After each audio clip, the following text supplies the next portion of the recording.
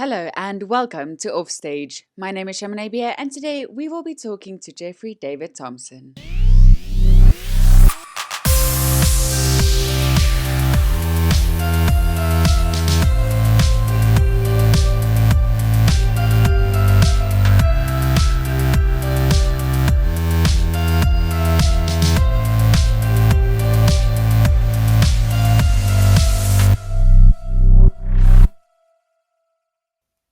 Hello Jeffrey, welcome to Offstage. Hello, thanks for having me. It's a pleasure. So Jeffrey, you are a sound engineer, but how did everything start out for you and how did you know that this is what you want to do? It was a long process. Knowing that I wanted to become a sound engineer or be a sound engineer for the rest of my life was basically a process of trying everything else and ending up doing sound at the end of it anyway. So I guess I had an advantage of being able to try things and say no, that's not for me, and then do the sound thing and enjoy it, and then quit it and come back to it. Basically, do you want the long or the short story? Well, we have 45 minutes to cover this, so you can tell the long story.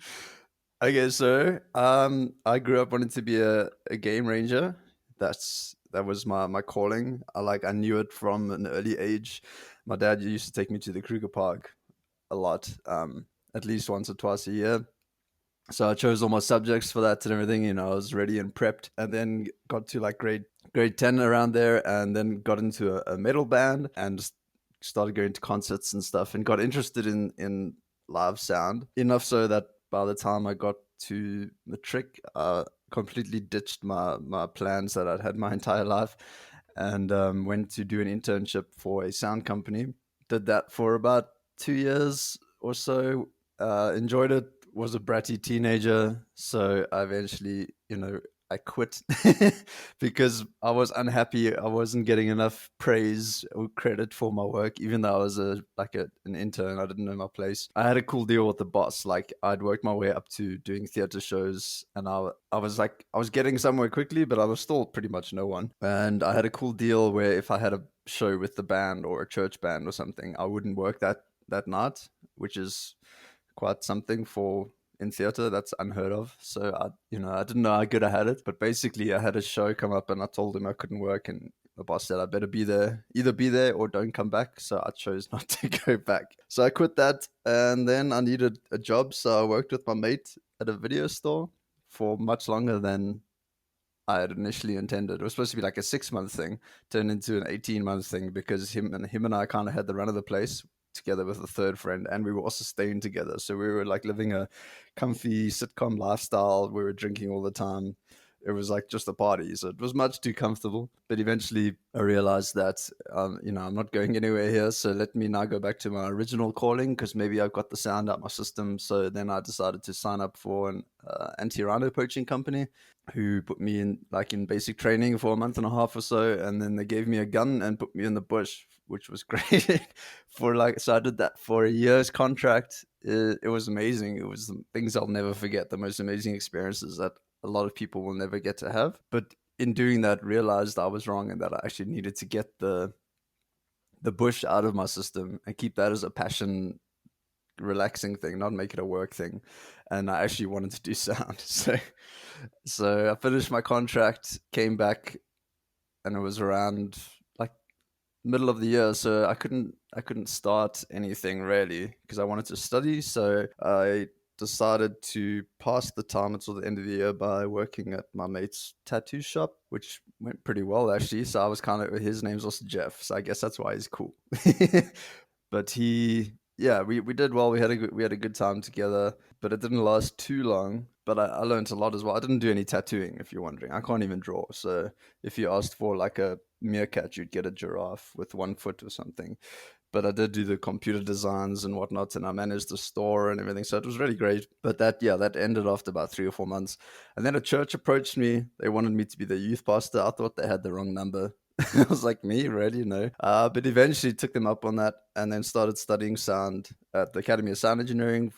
Did a 3-year diploma there. while working along at the church at the same time. So I was kind of like full time work and full time study, which is great. And then in my third year, I specialized in live sound. So then I had to do practical hours as well. So then it was like full time study, full time work, and then I also had to do the practical hours. So I approached Alistair Kilby, who I had met working on the shows when I was still back at Pro Sound in my early days. And I was introduced to his company Splitbeam, who had actually bought all of the Pro Sound live gear, which is quite cool because I was like, oh my gosh, I'm seeing all the stuff I used to work with. Like, there's my old label.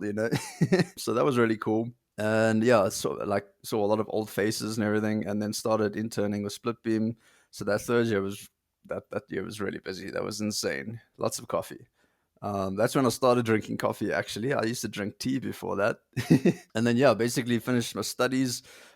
Did really well, and then started a kind of permanent freelance basis with Splitbeam for a couple months until I got a contract with a cruise ship. I did one contract, as started as technical stage staff and worked my way up to promotion to sound engineer, and then they gave me my second contract. But at the same time, Alistair had emailed me, which is funny because it was the very time I logged onto the internet to email him.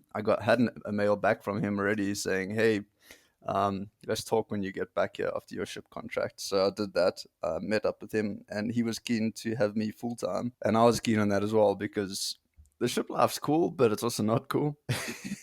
So he was offering me something which is almost unheard of in the industry, like where I would be a dedicated touring audio operator for theater shows, but I wouldn't have to freelance. Usually, that lifestyle is reserved for freelancers. I don't know anybody else like me who is a full time employee earning a salary but still able to tour with shows. So that was like amazing, and we both thought it was a cool idea where I would kind of promote Splitbeam and meet up and network with people. And basically, every time shows would come in South Africa, it would get Splitbeam onto becoming the provider for them because I would be part of the package deal kind of thing. So that was really cool. So started full time with Splitbeam at the end of 2016, I think. And that is a medium length version of how I got to this point today. Thank you so much for sharing that. It was a lot to take in, but obviously everything that you've done has led up to the point where you are now an audio engineer, like you said, unheard of audio engineer that travels with a company. So what is your role when you are traveling with shows internationally? So obviously it varies from show to show, but thus far, and in general, I've been filling the role of audio number two in most cases. So basically, in my experience so far, the general audio number two role is kind of like the audio swing. So you've got to be able to do everything in the audio team. So if your radio tech needs assistance, you need to be able to fill in there, like monitoring radio land or marking people up, or be on stage to run and stick some tape on someone's face because they sweated the last piece off, whatever it is. Or you need to be on standby to fix something that breaks anywhere in the system. And you have to know how that system works because you're the system tech. So you have to know the whole thing like the back of your hand and be able to, in the heat of the moment, make a call and run and fix it and just make magic happen, basically. Like, people expect miracles, and they rightfully, because usually we manage to pull them off. So I guess we shoot ourselves in the foot by being good at our jobs, because then people expect the world of us all the time. But anyway, so there's that, and then you have to also obviously be able to cover for the HOD or the operator, whatever you want to call them, to mix the shows so that you can give the HOD a day off, or if they're unable to mix for whatever reason, then you can carry the show. So that's the general number two role. So I've been filling that, as well as on the last tour, I took on the additional role of, it's not sound designer. Obviously, the show has a sound designer who has, put the show together audio wise completely, but they don't tour with the shows usually, especially long tours who are going, cross country and cross continents, cities, whatever. So for the last tour of Chicago, I kind of was doing the normal. So audio number two. So, like deputy operator, system tech, radios, whatever. But then on top of that, I was kind of filling the role of of sound designer in each venue. But just in the role of I learned the sound design from the original designer when we met up in the first city, which was Auckland, New Zealand. Yes, I think he kind of showed me his way of thinking, taught the system to me, taught the design, put it all together. I listened to it, I learned, and then my job was to copy paste that into each new venue that we went to going forward as best as I could and make it sound as close to that as possible. So you just keep the show consistent and keep his design throughout the tour. So that was my other role, which I really actually enjoyed because it's a huge challenge, especially when you're going. I think we did like 24 cities or something, and every single theater that you go into has unique challenges, and something will not work here that worked in the previous venue. So you're constantly having to just come up with a plan to make it work. So it's a good thing that us tech people are so resourceful and creative. But I really enjoyed that, and then like sitting back at after we've opened successfully in each city and just listening and being like, oh, that worked, and just be proud of like what you managed to achieve. So that's been my role so far. I've done HOD, like sound number one, on some smaller shows, some smaller tours, and that would involve more along the lines of obviously you're mixing the show on a regular basis, except for when your number two takes over to relieve you, I suppose. And then on top of that, you're doing more of the head of department. You're running your team. You're managing things. You're doing admin. You're dealing with crisis or problems or anything that comes up on a day-to-day basis that needs to be dealt with, people that need to be dealt with. So that I'm still kind of learning. I'm not great at that stuff, like the admin and the dealing with people. I just want to do my job. So I haven't done that a huge amount, but I'm getting there. I'm learning. So the next show, holding thumbs for whenever that happens, I think I will be hopefully filling that role, and hopefully I'll be able to do a decent job at it. So, with that being said, would you ever want to become the HOD of sound at Splitbeam or any other company that offers you that position?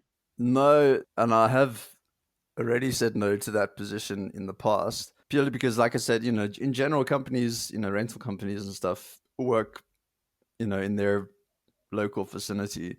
I'm the exception to the rules. So if I were to take the HOD position at a company like Splitbeam or whatever, it means I'm kind of tying myself down. I don't want to be stuck anywhere. I want to be nomadic at the moment. I'm loving the touring life.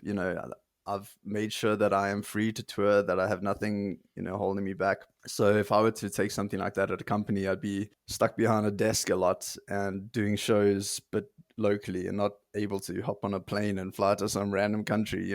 So definitely at the moment, I just want to tour. I don't want to work anywhere and be stuck in one place for too long. I said maybe if I'd live this life for like 10 years, and that was about 5 years ago.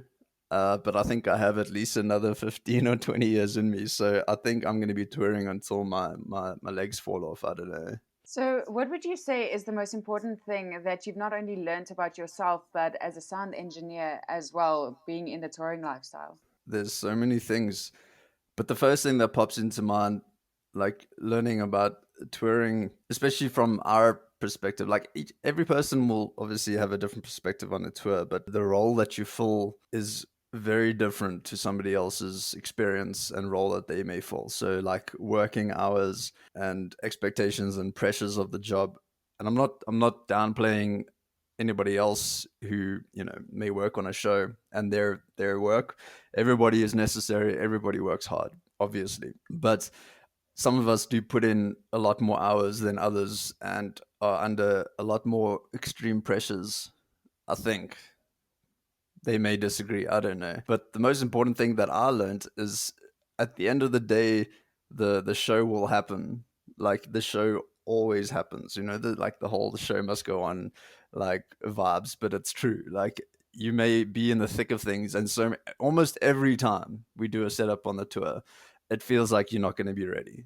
It's like the opening night is coming and there's going to be an audience and you're not going to be ready, but you will always make it work because you have, basically, and we always just make magic happen, and it's it's almost miraculous how we do it and what we can achieve. So the show will always happen, and as stressed as you are, and as much as the world is coming down on you, and you want to just run away, like just fuss page, just put your head down, do the work, you will make it happen. And I suppose on a personal level, what I've learned from that is just how well and like I can and do work under pressure. Almost that I feel like I almost have gotten to the point now where I need the pressure to work efficiently because you go into the zone. I don't know how to explain it. Like people who have been in similar roles on tour will know. It's like you go into this focused like priority mode where you can like see all the tasks that need to be done like floating around in your head. I don't know if you've seen the Da Vinci Code with what's his name? Is it Tom Hanks? I can't remember. Where he's like decoding all this like encrypted crap and he's like sees all the things floating around and then he puts them together in his head. That's almost like what it feels like, where you can see all the tasks that need to be done, but then it's really easy at the same time to like just filter out all the crap, and you're like that those three things, we need to do them, they need to be ready, go. And you just jump from task to task to task, and you're like everything's just clear and precise, and then you get it done, and then the show happens, and then after that you do your freak out, but you never freak out before.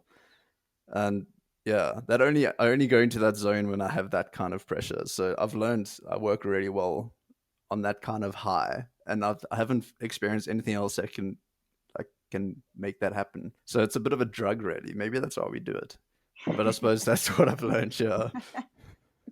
So, would you say that the theater bug is a real life thing? Oh, so much.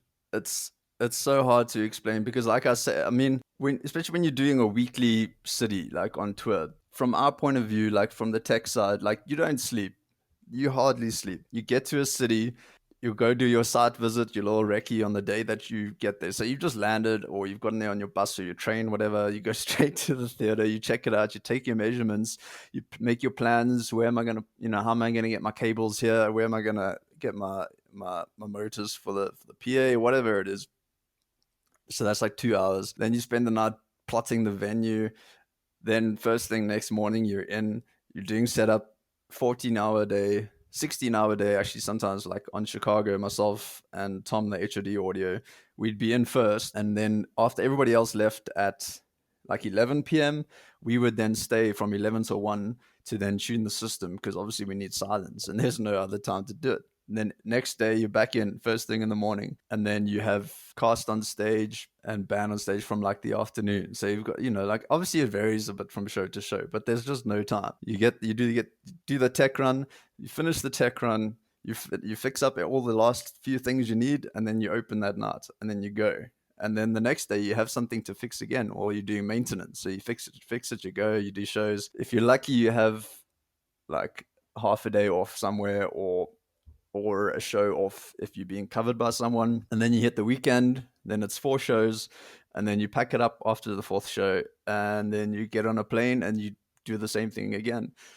So it's insane, but at the same time, it's just, it's such a high, it's such a rush. And it feels like it's terrible. But when you look back at it, you're like, oh man, I really enjoyed that. It's like getting a tattoo. When you're getting it, you're like, why am I doing this to myself?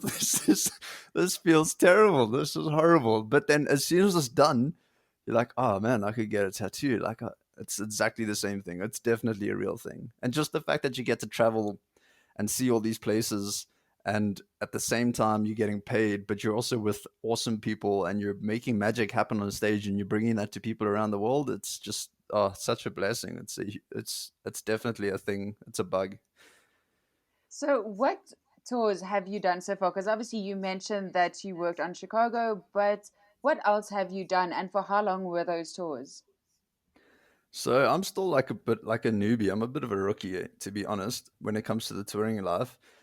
My first tour was officially Priscilla, Queen of the Desert. That I started with Split Beam shortly after starting with them full time. So that was probably like the beginning of 2017, I want to say. And that show was due to tour Joburg, South Africa, Hong Kong, and then two other Asian cities. I forget. I think it might have been Singapore. Well, whatever city in Singapore. I can't remember. maybe. Hmm. Doesn't matter. Point being, two of those cities got cancelled because the king of somewhere died, and they were in a grieving period. So we ended up just doing Joburg, Cape Town, or sorry, was it Cape Town, Joburg? I forget the order, and then Hong Kong. So that was, I mean, that was my first experience of a tour. It was still amazing though. Hong Kong in itself was, oh, that place. If you ever get the opportunity, never say no to Hong Kong. It's hard to explain. It feels like you're at a festival. Like you're living the festival life all the time in Hong Kong. It's great. And I was there for 5 weeks. Obviously, the first week we were getting set up. Then we ran the show for 3 weeks. The last week got cancelled due to bad ticket sales. Um, so everybody else went home, but they left me behind because we were using Split Beam's gear. So obviously, like I said, I'm a package deal with Split Beam, and the promoters had the venue for a week still, so they put on two filler shows with our gear. So yeah, I had to man the first show, which was the Naked Magicians, which is exactly that. That was great, but thankfully they were only fully naked at the end, right at the end. So I had to endure mixing two naked dudes running around doing magic tricks. But at least they were actually really good, and the show was entertaining, and they were funny as well. So that was cool, except for the last 5 minutes of each show, and then there was an ABBA tribute show after that, and then yeah, packed they were all up, and then came home. So that was my first experience of a tour.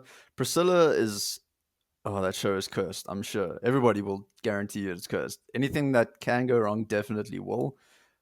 I don't know how many showstops we had in that show over the run. It's insane, but it's an amazing show as well. It's such a party. It's great. I learned a lot, and there's a lot of sweat in there. I was audio number two as well, but doing a lot more radio work as well because we were only a 3-man team, and the stage plot and the radio plot is just insane. There's a costume change every scene, and all these huge, I think it's won awards for the costumes. I'm not surprised, but like huge involved costumes, and the cast are dancing their asses off.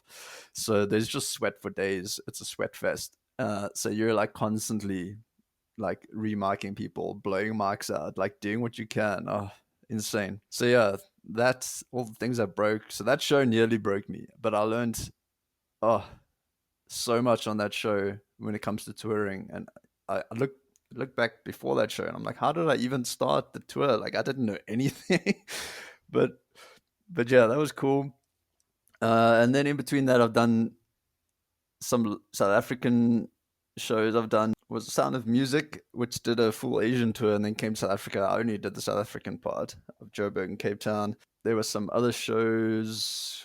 There was the Illusionist Joburg, Cape Town. Although technically there isn't really a theater show. It's a magician like magic show that we put on in a theater, but that was cool. Rock of Ages in only did Joburg, unfortunately. I'm trying to think what else down the timeline. It escapes me. But yeah, there've been a few, but the major tours really have been Priscilla and obviously Chicago. So yeah, those have been amazing, best experiences. So, obviously, with that being said, and your life sounding like an absolute festival and dream, a lot of people don't know that when you are the audio engineer or the sound technician or whatever your role may be, you still need to fix stuff on site. So, say for instance, like you said, the mics that get sweated into, I mean, those are small mics, so they get easily damaged. So, was it difficult for you to adapt to the fact that you are not only second in charge to audio, but you also need to be able to fix anything that goes wrong on site, being in a different country? To be honest, I mean, yeah, it's a lot of pressure, like I say, but I enjoy it. Like I said, I enjoy a challenge, and when I'm able to fix something, I want to tell, like, run around and tell everyone, be like, hey guys, look, I fixed this. Everybody praise me, but no one cares because they expect you to do it because you do it. That's the thing. So when I first realized that that was what was expected of me, I thought it was a joke. Honestly, I was like, you mean like I have to be able to fix any of this shit? Half of which I'm only learning how to operate and put together now, and potentially have to do it while there's an audience waiting in the dark because we have a show stop or something. And, that seems ridiculous, but it's with everything else, I suppose, until you actually try it or do it, it seems impossible. And then you realize that you can do it. Like I was on Priscilla, even when we were in Hong Kong, we had belt packs going down. And for me, like before Priscilla, if a belt pack stopped working, I would just send it to Sennheiser. I'd be like, guys, please fix this belt pack. But in Hong Kong, we couldn't do that, So I was having to learn to basically, you go on YouTube, whatever it is, you like Google the thing, you open it up, you're like, oh, well, that's obviously not supposed to be like that. Or you have it broken belt packs and you take parts from each of them and you build a new one. That's something that I would think I'd never be able to do. But once you actually start doing these things, you realize you're capable of a lot more than what you give yourself credit for. And maybe it's just me, but that always happens where until I actually apply myself to something, it feels impossible. But once you start it, you're like, oh, I can do this actually. Yeah, that. And like the mics that you mentioned, the DPAs constantly getting sweated out, or the connectors freaking out and breaking. That's my one gripe with DPAs. Although I'm sure they've got the new generation now, so I'm hoping that they've fixed it. But as amazing as they are, they're like the best sounding theater mics ever. They're just so natural, but they're just they're so fragile. It's upsetting. But especially on a show like Priscilla, which is so freaking rough on those mics, shame. So constantly, especially in Hong Kong, I was having to fix the DPAs, which is again something that we would have sent to the agents to fix, but in Hong Kong it was just me. So I had to teach myself to re-terminate the microphones, which is something I didn't think I'd be able to do. Literally, like it felt like sacrilege, like taking a microphone, this like $6,000 little capsule, and putting a standing knife and chopping the connector off. I'm like, okay, cool, throw it up. You're like, no, here's a new connector, here's the tools, put a new one on and go for it. So yeah, it's quite cool learning all these things, and you get new skills every time. So each tour and each set of gear that you work with kind of builds your arsenal of things that you can do. It's great. So, obviously, with that being said, you have built quite a few interesting gadgets. So, my personal favorite was the gadget that you built. I don't know if this is even legal, but the gadget that you built for the radios and the comms to be able to speak to one another. I don't know what happened to my speech. English is Yeah, difficult. I don't know why, but my Afrikaans and English was just like, nah, not for this person. At least you have a valid excuse that you do, like, the two languages clash sometimes. I only speak English and I still screw it up.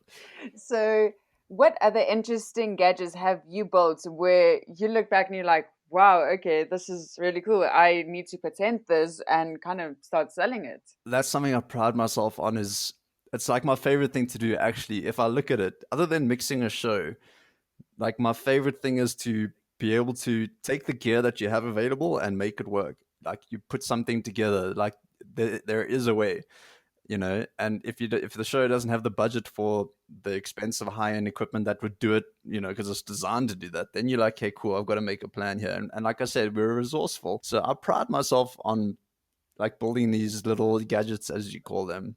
So that one that you first mentioned, that was interfacing like comm system with two-way radios, and that was one of my proudest moments when I eventually got that right. Because like I said, there is the expensive gear that you can pay to do it for you. Obviously we didn't have the budget for that, so then it's like, okay, cool, make it work. So I did, and version 1 of the system worked, but it wasn't efficient enough, because either the sound manager had to constantly push a button if she wanted to talk to the radios, or only one person could talk at a time, and then the others couldn't hear what was going on. So it was like kind of working, but it wasn't great. And then I learned something about the radios once we got some more.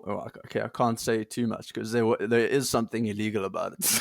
I won't like shoot us in the foot. It's not bad, but anyway. Once I'd learned that about it, then I was like, my world opened up. I was like, oh my gosh, I can fix it. And version 2 was like my proudest moment when I showed it to Alistair, to the boss. I was like, here's what you asked for. And he's like, yes, I knew it, because everyone told him it couldn't be done. And he's like, he told me that I must do it. And then I did it. And I was like, there you go, you're welcome.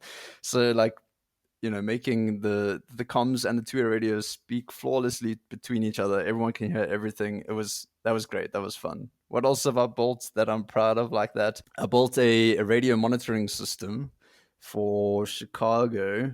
So Chicago, we used gear from the UK, but when we came to South Africa, we used Splitbeam's gear. So it was my job to kind of copy paste everything using what we had available. So as you know, when you're at Radioland, a lot of the job is listening and monitoring the radios before the person goes on stage to make sure that everything is fine with their mic and give you enough time to fix whatever is broken. That's the theory, at least. Obviously, there's challenges about that itself, but you need a system that's quite efficient and easy to use, other than physically patching your headphones into each receiver unit, because they all have their own individual outputs to monitor for that purpose. But in and out all the time takes time, and it also wears the jacks down. It's not great. So you get gear that's designed so that would patch all of those outputs to one unit, and you just push the button of what you want to listen to, which is great. But we don't have that, obviously. So I put together a system, hugely overcomplicated system, but it worked, of splitting the outputs of the radio mics, and then a going to the splitter, which then went to AS50, which is Midas's digital audio protocol, whatever you want to call it, and then also splitting to or going then into the Digico SD rack. Obviously, Chicago, we did on Digico's SD7, and then from the AS50, I went to Dante, and then into Dante Virtual Sound Card. No, sorry, Dante Via, and then monitoring over Dante via each thing. So obviously it gets a lot more technical than that. But when I made that work, I was very proud of myself as well. Like just like marrying the AS50 of Midas and the MADI of the SD7 for Digico, and still making it work. That was very cool. But the radio techs didn't like my system, and they ended up just patching into each thing individually anyway. I was like, guys, do you know how hard I worked on this fucking system? But anyway, there have been one or two others. I did an early attempt in Priscilla, actually, at a similar monitoring system to try and make it work, but with analog audio, basically taking a group of 4 or 8, I don't know, into a channel on them. I can't even remember how I built it, but basically all the outputs were being split and then going into another mixer, which you could then solo. Oh, it was terrible, but it worked as well. So I'm constantly like building these things, and some are more successful than others, obviously. So, what would you say was one of the biggest challenges that you had working on Priscilla? Because obviously, you said that the show was cursed, and they also had a lot of costume changes. But what was one thing that you honestly didn't expect to fail, but it did, and you had to like land on your feet and fix it? Everything. What was the main thing?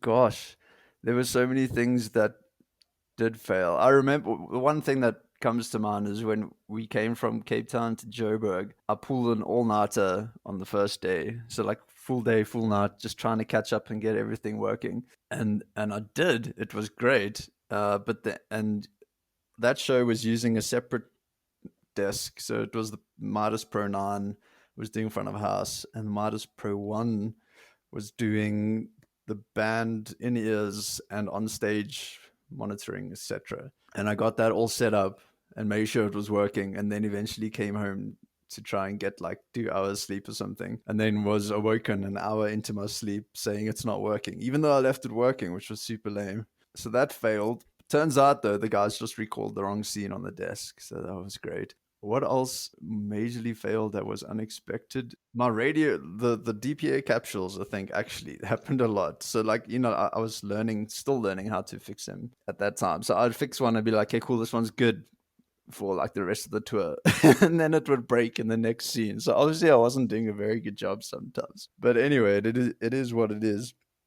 And there was one thing actually. Opening night in Joburg, like I said, a lot of things went wrong in every department. Always did. That show is just so technical. Like the bus is called Priscilla. The show is named after the bus.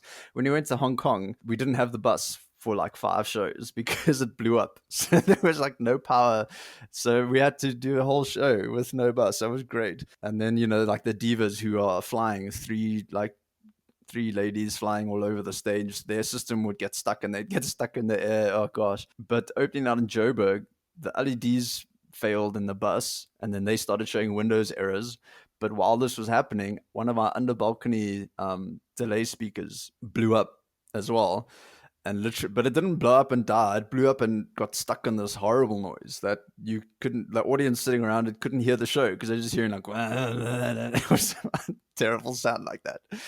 So all we could do because of the the daisy chain patching that it had was to either let it continue making this noise because I couldn't get to it because it was in the middle of the audience, or I had to then just cut all of the under balconies. So that's unfortunately, yeah, that was something that we didn't expect to fail. It was one of our speakers physically, the power supply just blew up and died as we opened. So yeah, I had to cut the power to all of them, and that whole show, Shane Purkara, the HOD, had to mix without under balconies. And you know, Teatro, that balcony is deep, so you can't hear the PA from the back. You're listening to those delay speakers. Under balconies are your reference.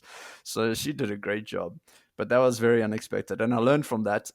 Since then, when you're daisy chaining your PA, you always daisy chain the power and the signal together. So, like, if I had done that in that show, I could have isolated and turned off just those speakers. But because I daisy chained power for more, I had to turn them all off. So, yeah, if you didn't know that, if you're ever daisy chaining, keep your power and your signal in sync every time. So obviously you studied at ASC as you mentioned earlier, but what would you say was one of the most important things that you've learned at ASC and that you still continue to use on site? How to roll cables properly. I know that sounds funny, but I'm not even kidding. That's like, it's the main thing that they teach you. Nothing there. It's just like roll cables. There's nothing worse than somebody not being able to roll a cable, and then you have to try and unroll it on. Oh gosh. So yeah, they taught me how to roll cables properly, and I'm not taking a dig at ASE. That's just very important. If somebody can't roll a cable properly, then I know enough about them. I'm like, I don't want to work with you because if you can't roll a cable, what can you do? Seriously. So maybe that and the audio theory side of things is what I took mostly from them. Because I had done a lot of work before ASE, obviously in the industry. So that's in our industry and maybe a lot of industries, you learn most of the stuff on the job basically. You learn so much faster as well. So it was important for me to study because I wanted to work overseas and have a qualification, etc. But I knew a lot, maybe two-thirds of what they taught me there already.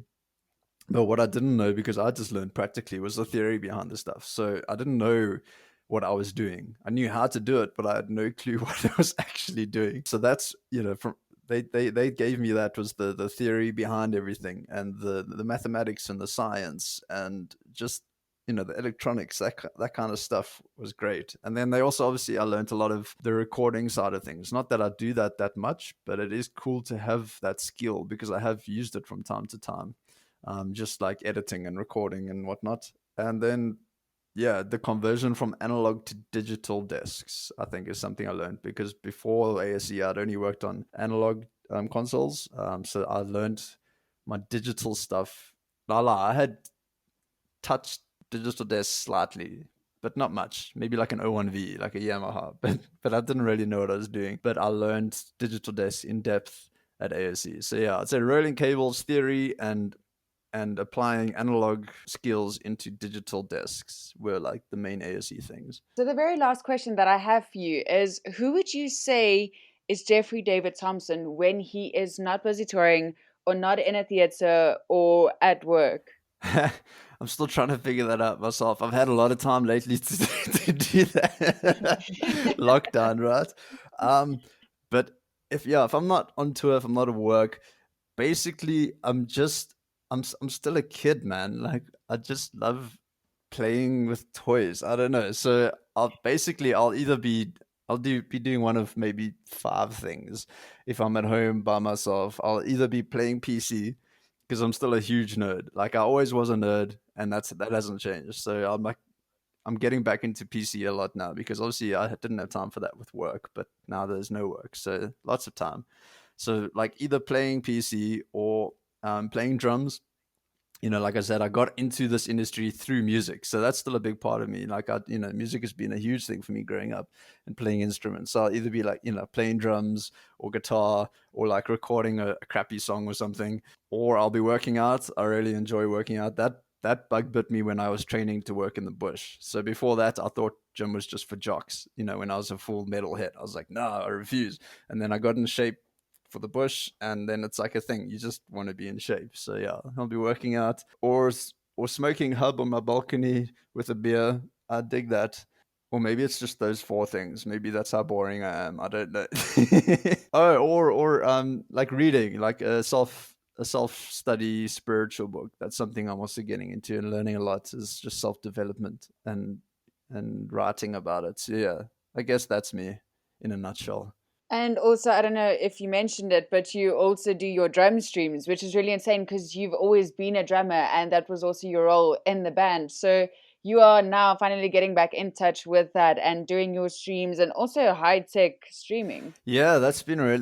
That kept me sane through the beginning of lockdown. Actually, like being able to get back into drumming and like work the rust off just for fun, obviously, but then at the same time streaming it online. So I got to fulfill like both sides of the spectrum where I was performing and I was like on stage in inverted commas and interacting with people and playing songs and having fun. But at the same time, I was building and operating the stream like completely solo. It's like a full time job, but I built it up from the ground up, and I'm like really proud of it now. Actually, where it started as this basic one camera crappy stream with like pixelated font and who knows what, and I turned it into like a three camera thing with amazing like animations all over this, interactive visuals on the screen. The viewers can actually control the camera shots, like a whole bunch of cool things like that. That when I had started, I had no idea about any of that. So that's one of the main skills I've learned in lockdown. Actually, is the whole streaming side of things, which I have used since then for work purposes a lot. That's been really fun to just to do that, and then like I said, fulfill both roles of the creative entertainer performer, but still the tech side of things. That's been really cool. So yeah, that would be the fifth thing is like streaming, pretending to be a celebrity. Well, like you said, it has helped you with work now because obviously now that we can't go into theaters, our job has now become very virtual. So not only has it helped you as a person, but it also improved and enhanced your future in the audio world. Definitely, like there's always new things to learn, especially in our industry, because it changes so much, constantly changing. The gear and the techniques are always being adapted and evolving. So you have to be current. You have to stay up to date. Otherwise, you're redundant. If you refuse to learn the new tricks, you're basically like an old analog console. Like, you're no good. Nobody wants to work with you. I'm not knocking analog consoles. They still can do the job and do the job, but there are other tools that can do it better now. So being able to learn has been amazing, and it was so cool that, yeah, like you say, I was just for my own entertainment, taking on the stream thing and learning all the skills, and then it actually came into play later on at work, where I was like, oh my gosh, I know how to do this because I've done it myself. And like being able to incorporate those skills have been awesome. And the same things happen now with like I've started like playing with video editing and stuff, and I've learned a lot there. So yeah, just play. I think that's the cool thing with our industry, for me at least, is that because I do it for fun, and I love it so much. It's not work. I'm just playing. Like literally, I'm learning by playing, and then I get paid for it. It's great just to play with all these cool things. Thank you so much for your time and thank you so much for agreeing to redo the interview. I really appreciate it. And also the fact that you have played a big role in me finally starting the podcast because obviously it's been like a really long time thing coming. And you were like, okay, listen to it. So thank you so much for that and thank you for your time. No worries. Good job. I'm glad you finally got around to doing it. Yeah. So thanks for having me, and it's been real.